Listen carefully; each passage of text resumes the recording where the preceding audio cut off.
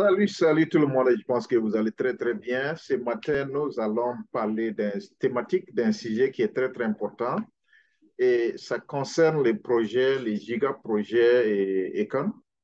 Euh, je sais que beaucoup d'entre vous vous êtes intéressés à savoir comment est-ce que le projet avance, puisque le projet a été lancé. Il y avait le président du Sénégal qui a participé à la pose de pierre là-bas et il y a eu aussi des promotions sur ces projets-là.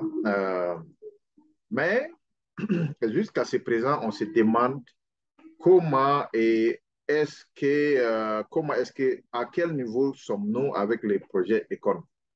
Nous allons rentrer en détail à faire un décryptage de la situation et aussi informer le public sur l'avancement du projet, ce qui se passe et aussi les attentes de ces projets-là et essayer de comprendre la réalité sur le terrain. Voilà.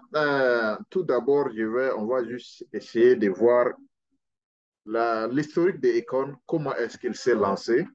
C'est comme on le dit, hein, souvent, les entrepreneurs, il existe des fois que bon, les gens et la science viennent et aussi, je crois toujours ce que voilà, la science sourit à beaucoup de gens.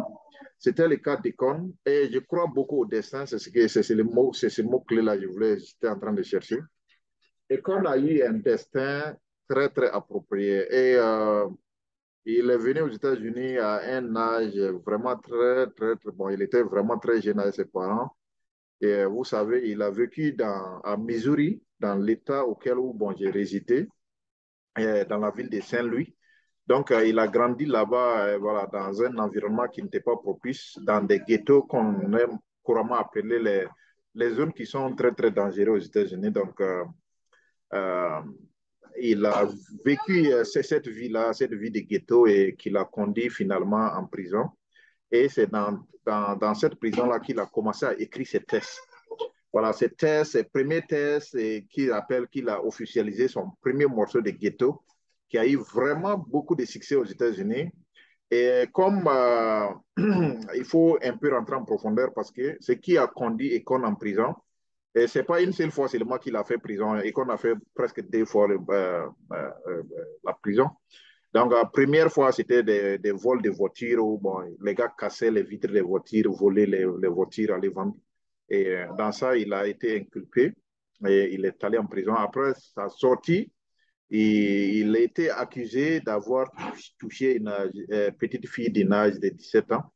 Donc, ça l'a conduit directement en prison. Et c'est là-bas qu'il a commencé à écrire ses thèses. Et de là, après sa sortie, il a fait sortir son premier album Ghetto qui s'était officialisé et il a eu plein de succès dans cet album-là. Donc, on va juste écouter la chanson avant de rentrer et de comprendre pourquoi est-ce que Econ est parti en Afrique et ses ambitions et l'avancement de son projet. Dans les morceaux, on ne va pas tout écouter tout de même pour ne pas trop gaspiller le temps. On va juste écouter quelques petits voilà, trucs. Voilà.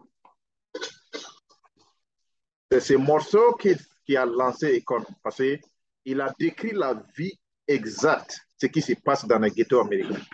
Les maisons déchiffrées, les maisons qui sont délabrées et les maisons qui ne sont pas vraiment habitables et aussi la violence, la criminalité.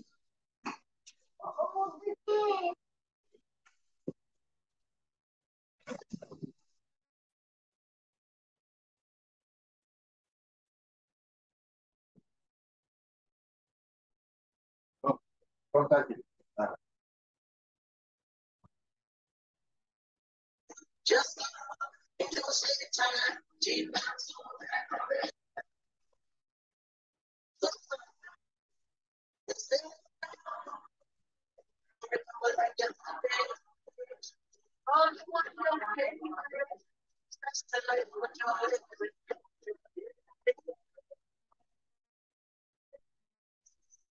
voilà, donc, on va s'arrêter ici et puis revenir pour essayer de donner une décryptage de la situation.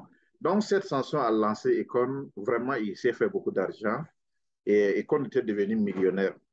Sans vous mentir, il était devenu millionnaire tout simplement parce que son album a eu trop de succès et il a eu des gens qui l'ont sponsorisé, des grandes compagnies qui l'ont sponsorisé, des corporates qui l'ont sponsorisé et qu'on essaie vraiment de lancer. Il a fait son deuxième album aussi qui a vraiment pris fureur.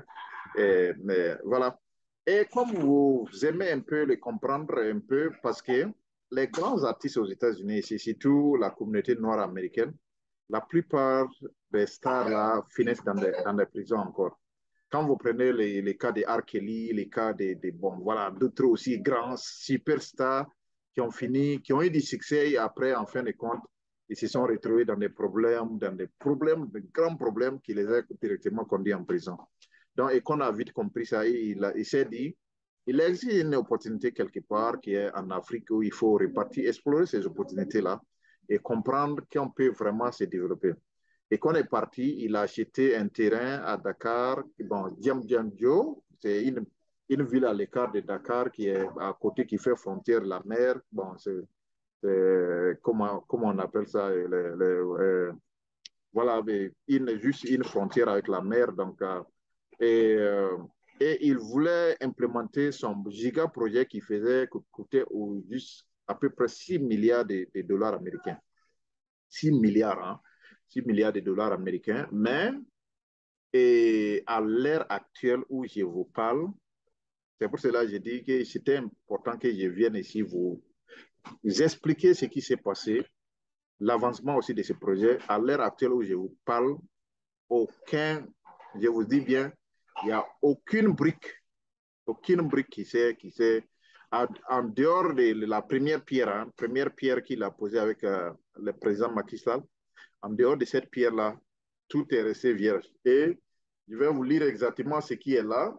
On dit un an après que les chanteurs icônes ont posé la première pierre de la ville futuristique de 6 milliards de dollars qu'il s'est engagé à construire pour son Sénégal natal, le site reste une prairie.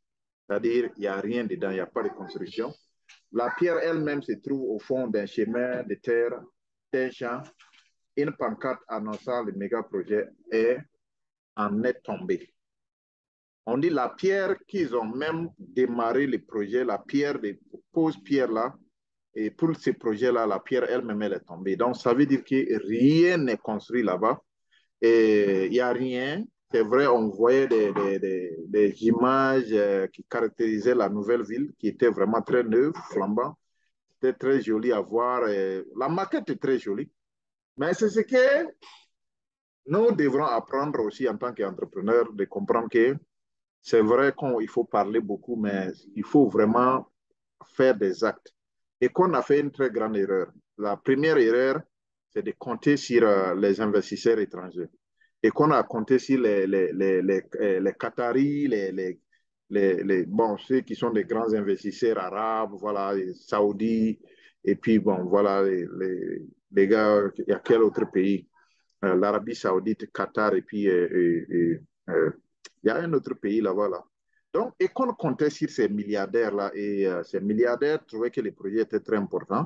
Donc, mais après, ces gens-là ont changé d'idée. Ils se sont dit, écoutez, moi, nous, on a autre chose à faire, donc ce projet n'est pas primordial pour nous. Et voilà, donc, ils se sont détournés de ce projet. Donc, voilà comment est-ce que le problème a commencé.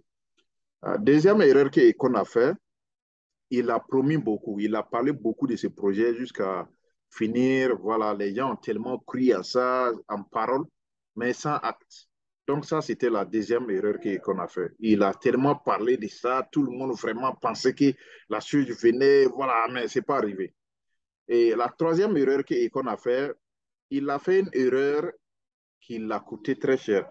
Vous savez, le monde est dominé, la monnaie, voilà, tout ce qui est les gens contre. Bon, surtout le Sénégal, c'est un pays qui était colonisé par la France, un pays qui est dominé économiquement par la France, un pays où sa monnaie même est imprimée en France. Donc, Econ voulait construire une ville qui était basée sur Ecoin, c'est-à-dire la monnaie virtuelle de Econ, auquel aussi vous venez dans cette ville-là, une fois que vous rentrez, toutes vos transactions seront en e-coins. Alors que la France ne va pas laisser cette affaire. Donc, elle était, bon, certainement, elle a dû corrompre voilà, les Saoudiens, voilà, les flatter de ne pas investir là-bas. Il y a ça aussi. Je vous dis, ça, c'est une probabilité, mais ce n'est pas à 100% sûr. Mais voilà, et qu'on ne devrait pas développer, voilà, et dévoiler sa stratégie à travers une communication voilà, une communication qui était un peu biaisée, voilà, qui a freiné son projet. Donc, ça, c'était certains facteurs qui étaient là. Quatrième erreur qu'on a fait, c'est qu'il n'a pas compté sur les investisseurs locaux. C'est-à-dire qu'il n'a pas compté sur la jeunesse africaine, il n'a pas compté sur voilà, les chefs d'État africains pour financer les projets, il n'a pas compté sur les investisseurs africains. Le fait de vouloir compter sur les investisseurs américains, les investisseurs arabes, voilà, les investisseurs bon, saoudis au Qatar, voilà, donc tout ça là, ça a causé des problèmes. Ces gens-là n'ont pas la même vision que les locaux. L'Afrique, c'est comme je l'ai dit, c'est un continent qui se développe et les chiffres aussi de la population, la croissance démographique est exponentielle et ces chiffres-là croissent de jour en jour, auquel on devrait aussi tenter de voir. Si on nous dit on sera à 3 milliards, à 4 milliards d'habitants, mais solliciter, faire ce qu'ils appellent l'actionnariat près de la population, si chacun déposait seulement 500 francs CFA, imaginez, on est à 2 milliards et que chacun déposait 500 francs CFA, on était à presque combien? On était à 500 milliards de francs CFA, ce qui pouvait largement financer ces projets d'Econ. Donc, Econ n'a pas eu cette vision-là de voir qu'il existe des ressources en Afrique qui pouvaient financer son projet.